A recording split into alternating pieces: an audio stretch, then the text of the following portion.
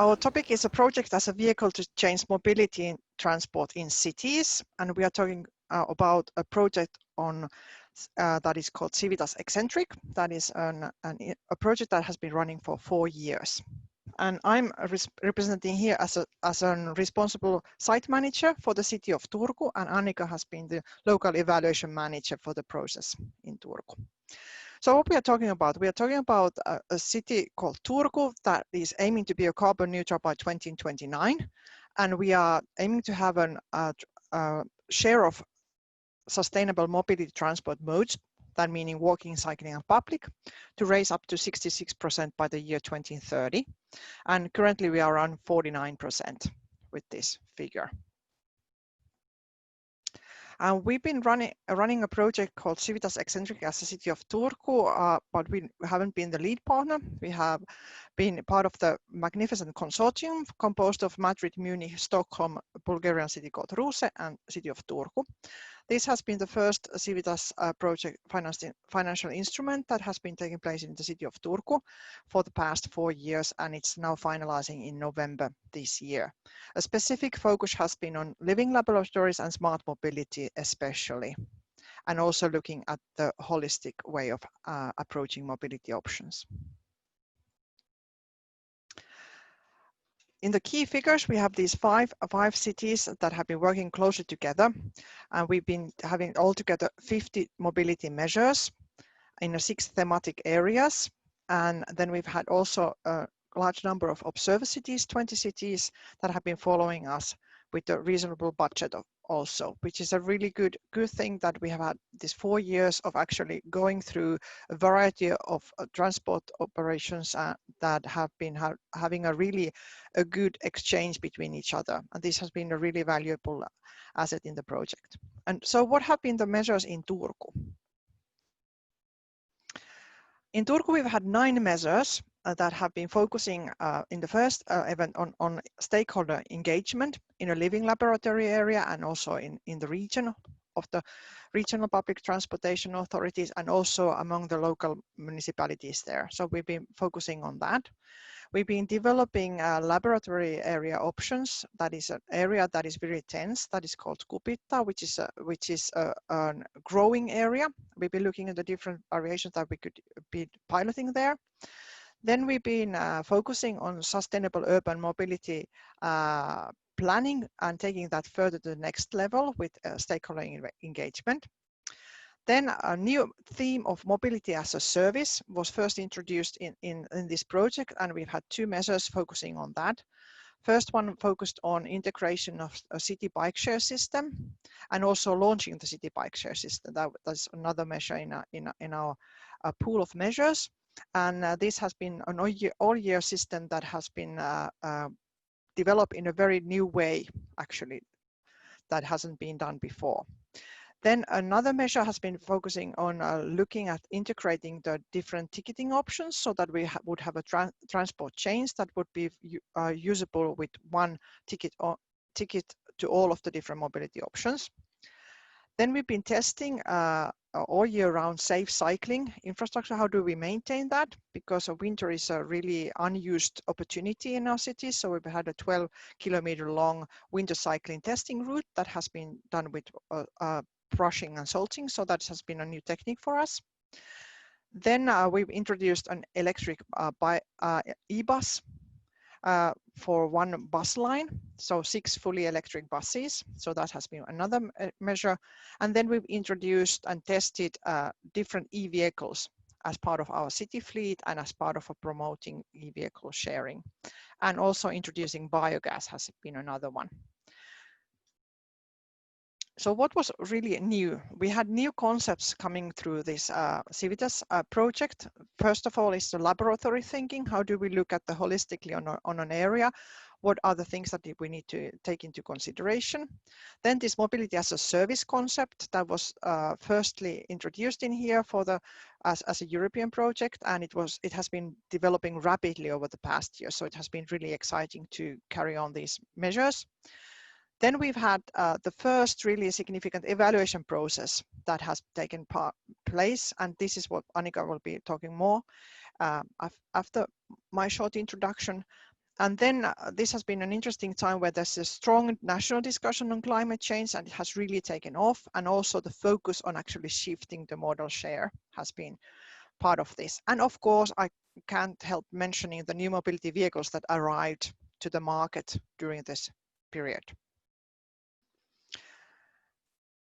It has been a strategic level importance in this project has been really significant. All of the things that we've been developing have impacted on 3 large-scale spearhead projects that have been developed in the city of Turku, focusing on smart and wise, so on digitalization, on the center area development, and on this Kupita area, which is a really buzzing science area also, and a business area in city of Turku. So what has been brought with this project into our city? It's this holistic approach on mobility and transport. It has been a change of mind, and more resources have been focused on communication on mobility, and this has been turning out to be a really good approach. And we've been able to integrate the different eccentric measures on the city planning scale, and also it has largely impacted on the future projects and cooperation. But I think the mostly important part is also how have we evaluated? So Annika, go ahead.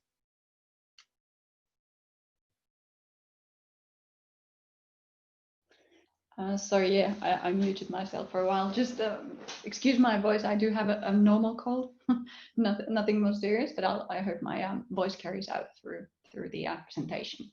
Yeah, like Stella just said, for the first time ever, we've actually implemented a full-scale evaluation system, which has been really beneficial in terms of not just this project, but in terms of the larger scale learnings we actually gained from the whole process.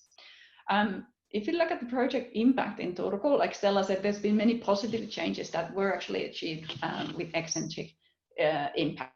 The winter cycling conditions actually improved. There's data to prove that. The city bikes, we got the city bike system for the first time. The mass ecosystem was implemented for the first time ever. And levels were piloted, and participatory chances improved, and so on and so forth.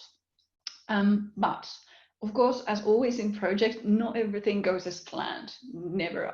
I'm guessing no project has actually followed its plan completely to the point. And there are sometimes challenges, and there are even apparent failures. And if you only look at impact evaluation, it just tells half the story of what actually has been achieved in a project, or why actually something has failed when failures have come about, or challenges. So first of all, in both of these cases, the positive changes and the failures, it's crucial to evaluate what is being achieved with the funding that has been allocated, and what are the long-term impacts of that. We did that in this project. We took a baseline level. We looked at the business as usual scenario, so what would happen if nothing had been done to improve these things. And then after the measures had been completed, we looked at the follow-up data to see if there's been some sort of change, and what sort of a change has that been. So that's about the impact. I'm going back to the failure part. I hope you don't think it's too harsh a word. Of course, I might just say challenge, but of course, I don't think there's anything bad in failing or failure. Quite the opposite, actually. Because I think it's the truth that success just cannot be measured merely in terms of impact, and failure almost always, I'd say, it brings with it some really, really important lessons. So, for example, in eccentric, the things that have basically failed in terms of direct impact have proven really, really valuable from the point of view of process learning. So basically, due to these failures or challenges, we are actually now so much better informed and equipped to plan for the future larger scale mobility interventions in the city of Turku. And by doing that, I hope we're sort of closer to achieving some sort of a system level change of sustainable mobility. I'll be getting back to that at the end of the presentation. Okay, so if we look at the measure process I just mentioned, there's impact evaluation, there's process evaluation. Process evaluation actually focuses on the internal dynamics and actual operations of measure. So what was actually done? How did the measure reach its goals? goals? Did it reach its goals? If it didn't, why did it not reach them? So basically what process evaluation does, it addresses the underlying reasons or causes that are behind some changes that have occurred, delays, if there have been some, why did something delay? If there was a failure, why did it happen? What were the things that caused this failure? And then again, okay, if something went really, really well, why was that?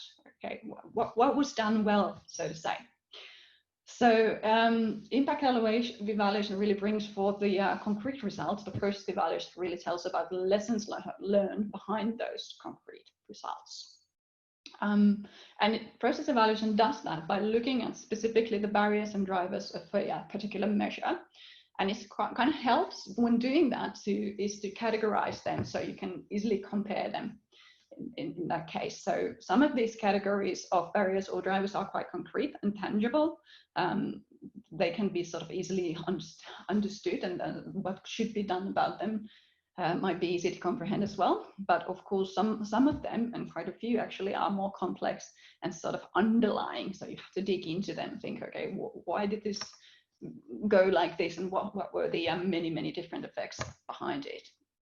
And it's actually important to note that the same category of these influencing barriers or drivers, it can have either positive or negative impact on measure process, and sometimes even within the same measure at the same time. I'm going to look at these barriers and drivers a little bit more deeply via two examples. So for the first, an example of a measure that actually went really well, Stella already mentioned this, was called Easy, Safe and Comfortable Cycling and Walking Around the Year. So here we implemented the 12-kilometer sweep salting method around the city of Turku. What were actually the driving factors here? Well, first of all, the external funding. It's quite unlikely that this sort of a new novel pilot would have been carried out with the regular budgetary funding that there is, of course, in the city for winter maintenance of cycling routes. So that was a very clear financial barrier. This measure aligned quite well with the existing policy and objectives. So there's a common consensus in Turku to promote the improvement of cycling conditions. So there's a political or strategic driver there. Planning is always important when you talk about drivers. So this measure was really well benchmarked. It was planned very meticulously. The maintenance methods, once it was chosen via the benchmarking, they made a very good plan on how to actually implement the measure.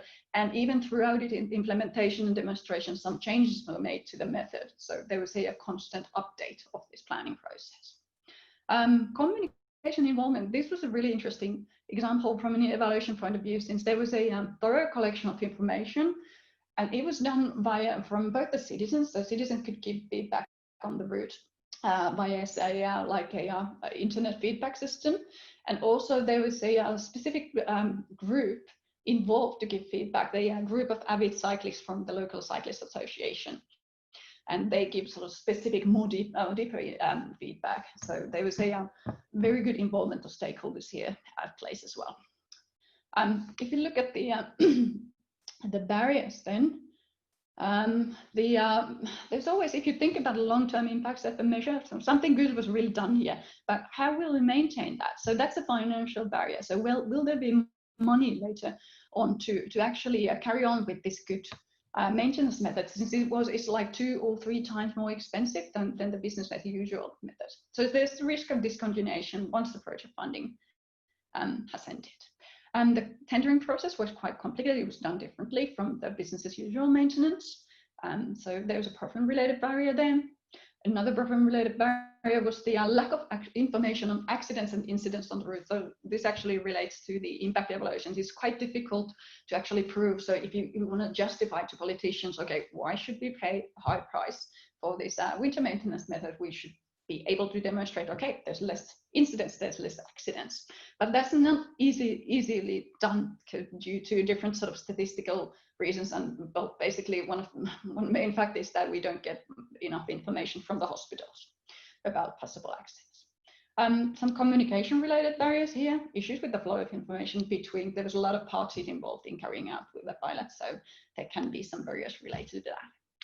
So that's an example of a successful measure, but one that was a little bit more challenging is something called city district or urban corridor case as a pilot for sustainable urban mobility. Here, there were some really good grounds to actually make a change. There was a lot of things done in this measure, but one of the main things that was supposed to be realized was a urban mobility node in the CIVITAS area, which Stella already said is quite or really densely populated, and there are these different sort of urban functions there. So there were pre-existing networks and infrastructure. There was a sort of a spatial driver already at place for carrying out this measure. It did align really well with strategic objectives of developing the CIVITAS area. There was existing momentum and really favorable frameworks to implement these things, so political driver there as well. And there were actually enough, since the funding came, so there was enough funding, there was enough resources, there were really sort of manpower to carry out this thing. But what happened then? So, well, it was really complex. I could talk about this for a long time. This is really interesting. So, but the mobility node, it didn't come, we couldn't really carry out with that. But why? Why did that happen? Well, basically, first of all, there was the financial gap. So there was enough money, there was enough funding to actually carry out the whole measure, but then no money had been allocated for realizing the mobility node itself. So basically no investment money. There was a gap between planning and the actual realization of the node due to this issue. But even more importantly, actually, there were a lot of discussions conducted with the stakeholders in the area. But in the end, there were really many issues with land ownership and the allocation of urban space. It's densely populated, so it's really difficult to sort of get stakeholders really to understand what's the benefit of this type of urban intervention, so to say. So there's a very strong spatial barrier there. Problem-related barrier was that it actually related to the stakeholder issue I just mentioned.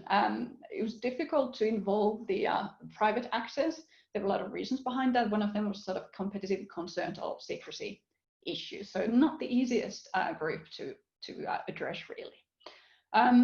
Although there were resources to communicate, there was a lack of interest in the area for some reason. So poor communication and response was the result of that. These are some of the examples of the key drivers and barriers that we did have a look at. We evaluated all of the measures, all the 9 measures, both in terms of impact and the process. Now I'm going to sort of sum up some of the key findings related to these processes. So how can project help speed up sustainable mobility development in cities? Well, first of all, the funding really, it does create some sort of boundaries. It creates a sense of urgency. So it's a practical issue, really. So you have a project, it's a limited time, you have the funding, and you really need to work hard to actually complete the things that you promised. Projects give the opportunity to think outside the box. So take risk and make bold experiments. And this was particularly evident in the case of the winter cycling pilot, for example, because we tested a method that has not been realized before. So, and it was an experiment, and actually this time it went really, really well. But like I said, it wouldn't have been possible without the project funding. Project allowed for proper resourcing, and with that, they do allow for thorough planning as well. I already talked about stakeholders. We all know how important it is to involve them, and projects do give a very, very good ground for doing that. And mobility issues are really, really complex, and it's so important we do involve the stakeholders, that we actually get them to be involved and sort of support the changes that we're making in terms of the achieving a more sustainable mobility system. I think I already said something about this, but I do want to accentuate the importance of what actually happens after the project has ended. We do really need to think about how we make use of the learnings in a longer time span. So how can the impact and process level learnings really be integrated into the system level to achieve the system level change and the sustainable mobility transition? Well, in my opinion, it might not be the only solution, but it's a really, really important issue here is to really understand the drivers that motivate these changes and the barriers that may inhibit it.